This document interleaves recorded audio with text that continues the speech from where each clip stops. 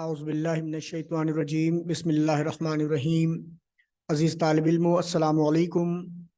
میں وسیم احمد، معلم اردو، شاہ group educational channel میں آپ کو خوش آمدید کہتا ہوں۔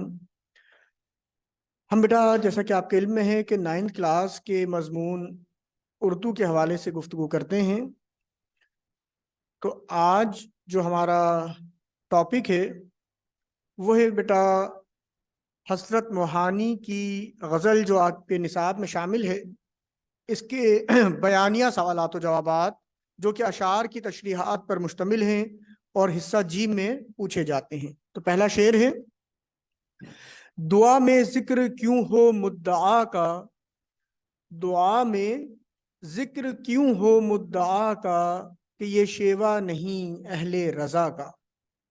حوالہ شاعر لکھیں گے سب سے پہلے کہ مندرجہ بالا شعر ہماری اردو کی درسی کتاب کی غزل سے لیا گیا ہے اور اس کے شاعر جناب حسرت موہانی ہے۔ حسرت کی غزل کے ہر شعر میں حوالہ شاعر یہی ریفرنس دیا جائے گا، ٹھیک ہے بیٹا۔ اس کے بعد تشریح: حسرت موہانی کو صوفیانہ کلام لکھنے میں مہارت حاصل ہے۔ وہ اپنے شعر میں عشق حقیقی کی طرف اشارہ کرتے ہوئے، عشق حقیقی یعنی اللہ کا عشق، اللہ کی محبت، فرماتے ہیں کہ خالق کے انعام و اکرام ہم پر بے تحاشا اور بے حد ہیں، اتنے ہیں کہ ہم اندازہ بھی نہیں کر سکتے۔ پھر بھی ہم جب بھی دعا کرتے ہیں اس سے کچھ نہ کچھ طلب ہی کر رہے ہوتے ہیں۔ ہمارے مفادات، ہماری طلب کی کوئی حد ہی نہیں ہوتی، جتنا وہ نوازتا ہے اتنی ہی طلب بڑھتی جاتی ہے۔ تو شاعر فرماتے ہیں کہ ہمارا طرز تو یہ ہونا چاہیے کہ ہم جب بھی دعا مانگیں تو اس کا شکر ادا کریں، اپنا مطلب، اپنی غرض نہ بیان کریں، کیونکہ ہم مانگنے والے اور وہ عطا کرنے والا ہے، ہم عاشق اور وہ محبوب ہے، اور محبت کرنے والوں کا یہ طور طریقہ نہیں کہ وہ ہر لمحہ طلب کرتے رہیں، ان کو صرف شکر ہی ادا کرنا چاہیے۔ دوسرا شعر: طلب میری بہت کچھ ہے مگر کیا، کرم تیرا ہے ایک دریا عطا کا۔ حوالہ شاعر وہی ہوگا کہ یہ شعر ہماری درسی کتاب کی غزل سے لیا گیا ہے اور شاعر حسرت موہانی ہیں۔ تشریح: شاعر اپنے شعر میں فرماتے ہیں کہ اے میرے محبوب، اے میرے پروردگار، میں تجھ پر نثار، تجھ پر قربان، جس طرح کہ تیری عطا کی حد مقرر نہیں، بالکل اسی طرح میری طلب کی بھی کوئی حد نہیں۔ تو نوازتا رہتا ہے اور میری طلب بڑھتی ہی جاتی ہے، ہر لمحہ ہر گھڑی میری خواہشات بڑھتی جاتی ہیں، اور میں یہ بھی اچھی طرح جانتا ہوں کہ اگر میری طلب بڑھ گئی تو تیری عطا بھی تو مختصر نہیں، تیری عطا کو دیکھ کر ہی تو میری چاہتوں میں اضافہ ہوتا ہے۔ تو اے خدائے ذوالجلال، تو مجھے عطا کرتا جا، میں تو منگتا ہوں، مانگتا ہی رہوں گا، کیونکہ تیرا کرم تو تمام کائنات پر محیط ہے۔ اس کے بعد بیٹا تیسرا شعر: نثار ان پر ہوئے اچھے رہے ہم، تقاضا تھا یہی ہوئے وفا کا۔ حوالہ شاعر وہی ہوگا کہ مندرجہ بالا شعر ہماری اردو کی درسی کتاب کی غزل سے منتخب کیا گیا ہے اور اس کے شاعر حسرت موہانی ہیں۔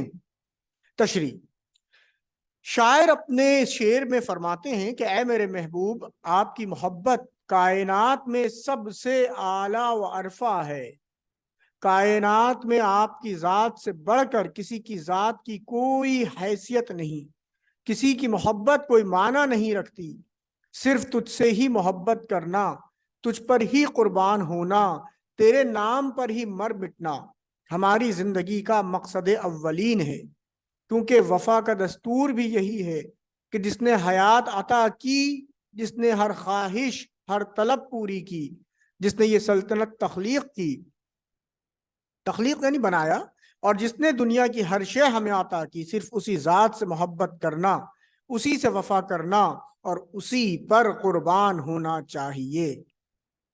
سو ہم بھی یہی کرتے آئے ہیں اور کرتے رہیں گے، اور اسی کو زندگی کا مقصد یعنی مقصد حیات بنائیں گے انشاءاللہ۔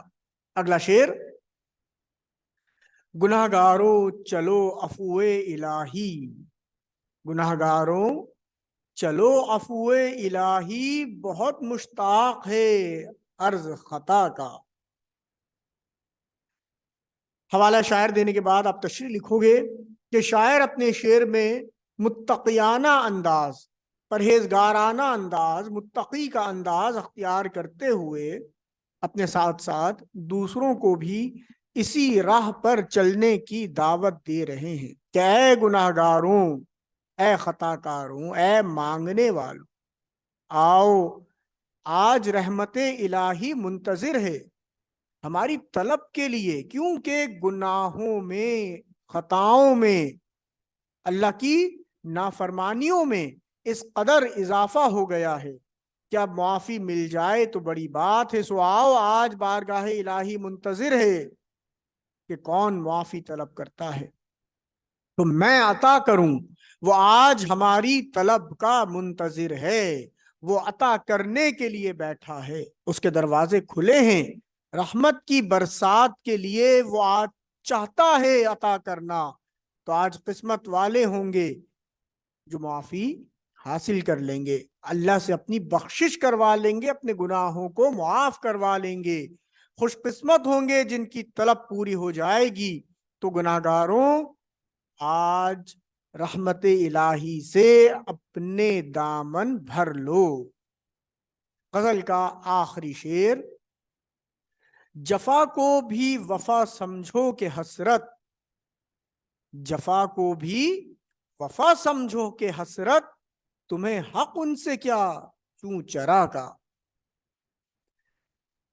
حوالہ شاعر کے بعد تشریح۔ شاعر اپنی غزل کے اس آخری شعر میں فرماتے ہیں کہ اے مومنو، آج وہ تمہیں تمہاری طلب پر عطا کرنے کا منتظر ہے، تو جو تم نے کیا ہے اس کا بدلہ ملنے والا ہے۔ اگر خطا کی ہے تو سزا کے منتظر رہو، اور اگر اچھائیاں کی ہیں تو ان کا اچھا بدلہ ملنے والا ہے۔ شاعر کہتے ہیں کہ دنیا میں اگر بھلائی کرو گے تو ان کا اچھا بدلہ ملے گا۔ شاعر کہتے ہیں کہ دنیا میں اگر بھلائی کرو گے تو بدلہ بھلائی پاؤ گے، اور اگر برائی کرو گے تو برائی پاؤ گے۔ اے مانگنے والوں، تم کو اس نے جتنا دیا اس پر بس نہیں کیا، شکر ادا نہیں کیا، بلکہ ہر لمحہ، ہر گھڑی صرف تمہارا طلب ہی کیا۔ تمہاری خواہشات کم نہیں ہوئیں بلکہ بڑھتی ہی رہیں، اور وہ تمہیں نوازتا ہی رہا۔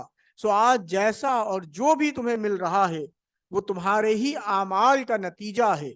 تم اس پر بھی شکر ہی ادا کرو، کیونکہ تمہیں کسی بھی قسم کے اعتراض کا کوئی حق حاصل نہیں ہے۔ تو یہ تھی جناب ہمارے اشعار کی تشریحات۔ شاہ گروپ ایجوکیشنل چینل دیکھنے کا بہت بہت شکریہ۔ انشاءاللہ اگلی ویڈیو میں نئے عنوان کے ساتھ حاضر ہوں گے۔ اس وقت کے لیے اجازت دیجیے۔ اللہ حافظ۔